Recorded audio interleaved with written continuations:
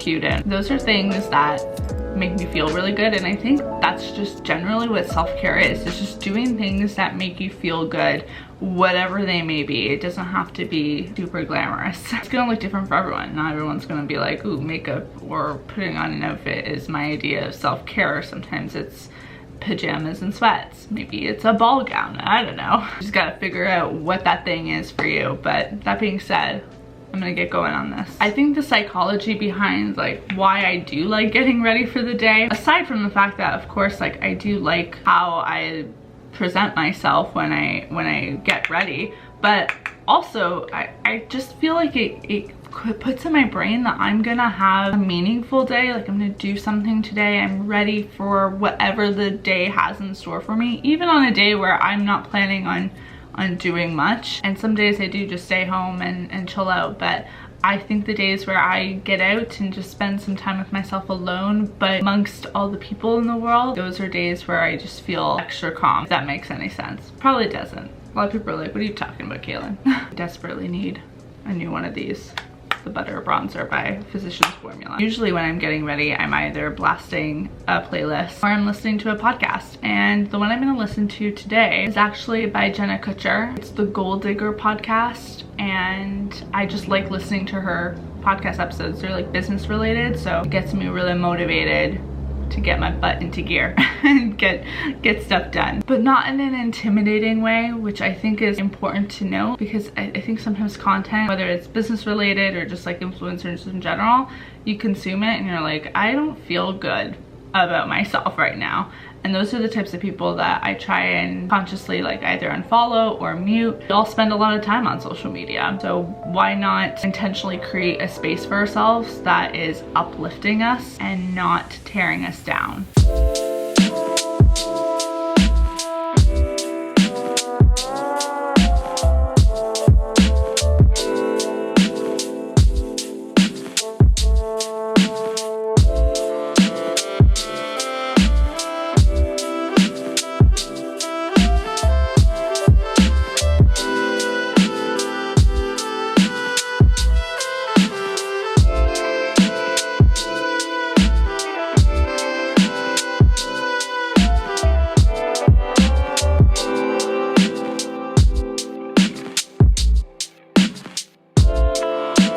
I feel like that's well worth the time invested to make my hair not look like a bird's nest, you know?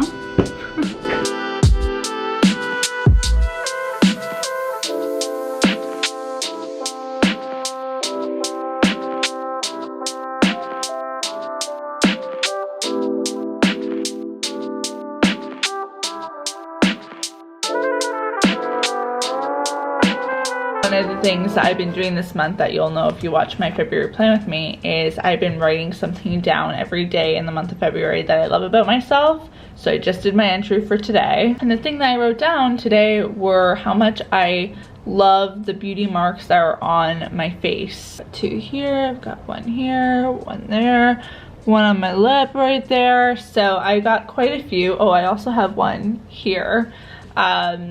And yeah, I just like them. I like the way that they just add like a little touch of, ooh. Something non-physical that I wrote in here the other day was my work ethic. Not just because I think I'm a hard worker, but I think I really put a lot of myself into my work, and I attack everything at my, like I try my best with everything that I do. And that has been something about my personality that's always just gotten me really far in whatever thing that I'm doing. I know there's a lot of people that are joining me in this challenge, and just in general, I just think it's great to take some time every now and then to look at yourself and say, hey, you're pretty great, Caitlin. And this quote that I have, I think it's a Brené Brown quote at the bottom of this page.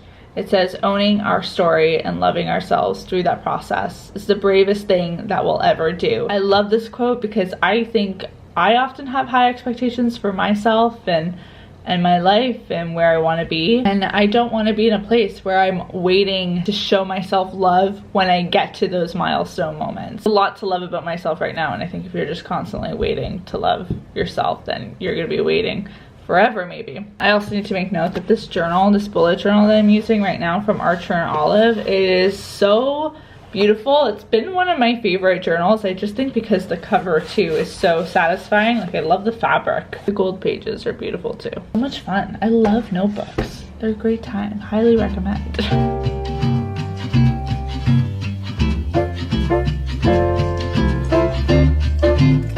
Oh, this is not easy to do on camera. Putting you down.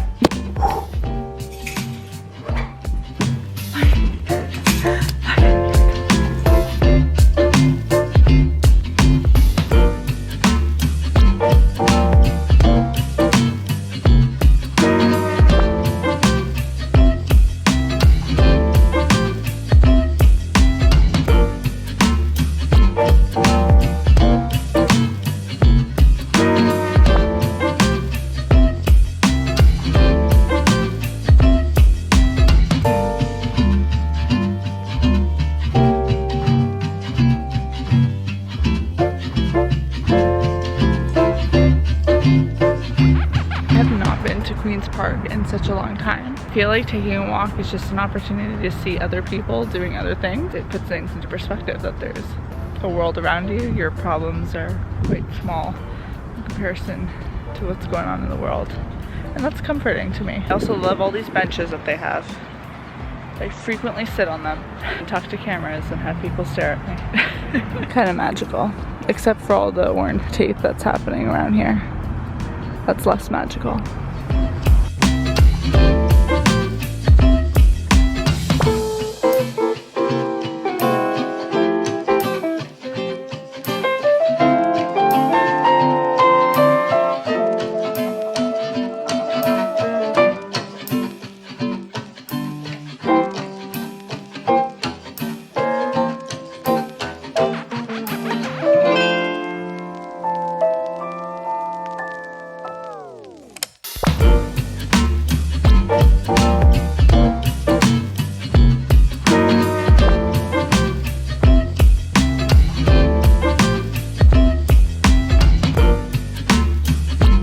If I'm gonna do a self-care video, I had to do a coffee making sequence. This is very hot. I don't usually whip out the frother, but I was so close to buying a coffee on my walk, and the thought of frothed milk at home was the only thing that was preventing that purchase from happening. I'm gonna put that there. Open out Hazel again, my journal, because I want to actually do a little mini journaling session. I had like a ton of prompts that I had created for February for things I want to write about. Ooh, number 18. I like this one. I think I'm gonna write about this one. Is your relationship with social media a positive or a negative one? That's actually a really great question to ask all of you.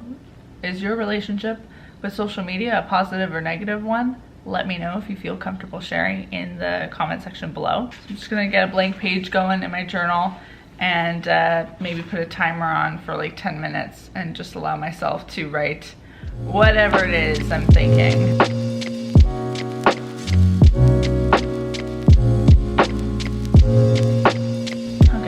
Finished writing my little page here. Went over some positive things about my relationship with social media, the fact that it employs me. I get tons of inspiration for life, for my career from it. I feel connected to people, whether they're strangers, but also family and friends. Also very entertaining. I may or may not have fallen into the TikTok addiction.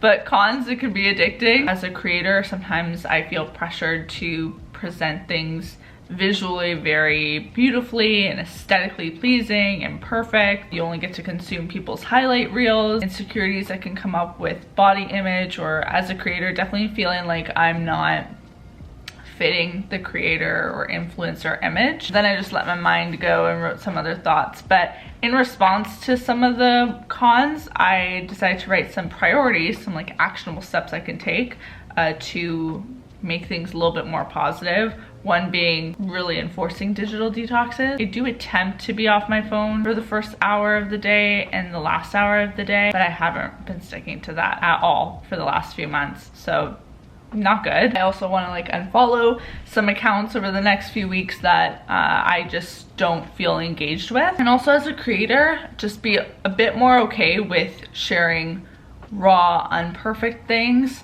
and being more vocal when I am not, you know, feeling chipper and happy all the time. I really am aware of the fact that I can unintentionally feed into this image of my life is perfect. Like, I don't want to create that image, but I think sometimes when you're just like creating, when you want to create, you are inevitably creating content that's more positive, which is what I want my social media to be. But I also don't want it to have no reality in it, or for someone to watch and just think, oh, everything's good with Caitlin's life. Nothing phases her. She's got everything together, which is far from the truth. Questioning myself all the time. But yeah, that was really good. Oh, I like that. Okay, I need to do more of this. I've been doing a little bit this month because of the prompts, but I feel like I wanna, the second half of February, I just wanna go like bam with the journal prompts because I liked that. It was very therapeutic. I'm gonna keep coffeeing. Finish this baby up.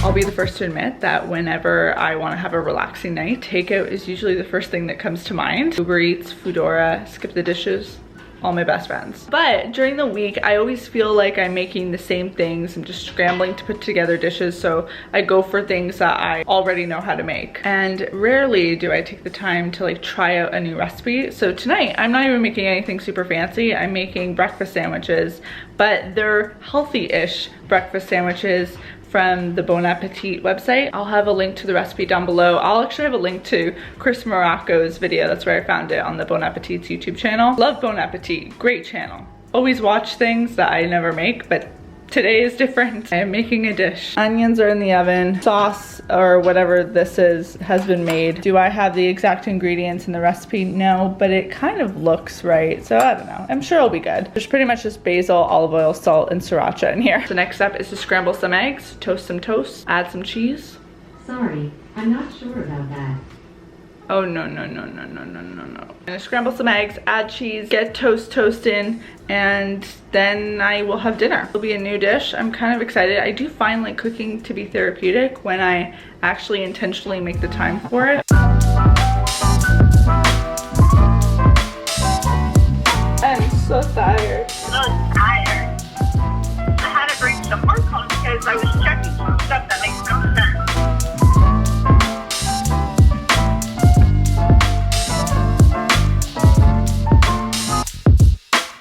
Just got off like a 20-minute call with my mom, but now I will eat this deliciousness. When I was watching the video, Chris was saying that this is supposed to be like a healthier version of bacon, not a duplicate, but like gives the dish the same kind of depth. I don't know. But I don't have bacon because I'm a vegetarian, and I never thought to bake red onion and season it with soy sauce and garlic powder. Like, what? I will say though, this onion I think cost me like $3. So I'm very glad it's good. Yeah, there we go. There we go. How goes it?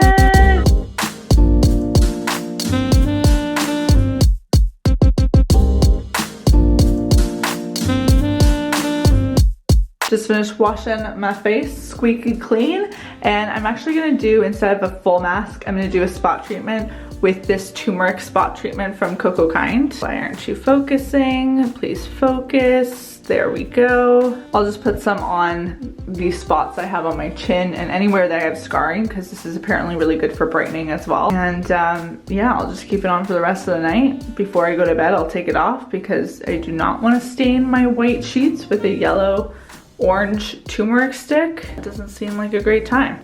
There I go, off to make cookies. Why do I lock my bathroom door if I live alone? It makes no sense. Who's gonna come in here?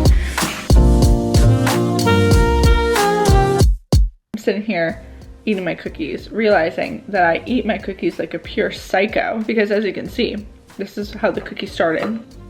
Like this, normal cookie. And then when I eat these, I eat the perimeter and then eat the middle part, because I like to save the best part for last. Is this not weird? I think it's weird. I think I'm only doing this because I'm in the privacy of my own home kind of thing. It just melts in your mouth. I stand by it. In bed, it's about 10:20 right now. And something that I've been doing for as long as I can remember really is I go to bed about an hour or 30 minutes before I actually want to go to sleep. So ideally, I'm going to be asleep or going to sleep at like 11:30ish. I like to go to bed and situate myself a little bit beforehand because I like to read before bed. Reading is a huge form of self-care for me.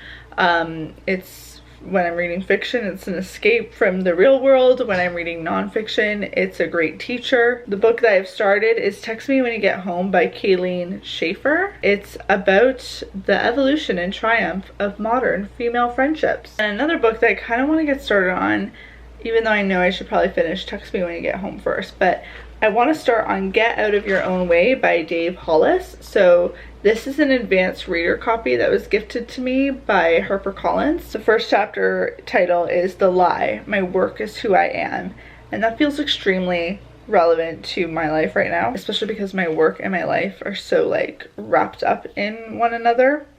So to me, like over the last few weeks, I've really been reminded that it's important to have boundaries. It's important to take vacations, make time for other things that aren't to do with work. So all good vibes going into 2020. It was really cool though to get an ARC though. I haven't gotten an ARC in a while, and when I used to do my book blog and my book channel, which I did before Caitlin's Corner even existed, I used to get ARCs fairly regularly, and as like a bookworm, there's nothing cooler than to get a book that you're interested in before it's out on shelves. Like the craziest feeling. I'm gonna get reading, get to bed at a decent hour because I do feel like getting a proper night's sleep is also like, not to say self-care again, but another great form of self-care. I've been trying really hard to get 7 to 8 hours.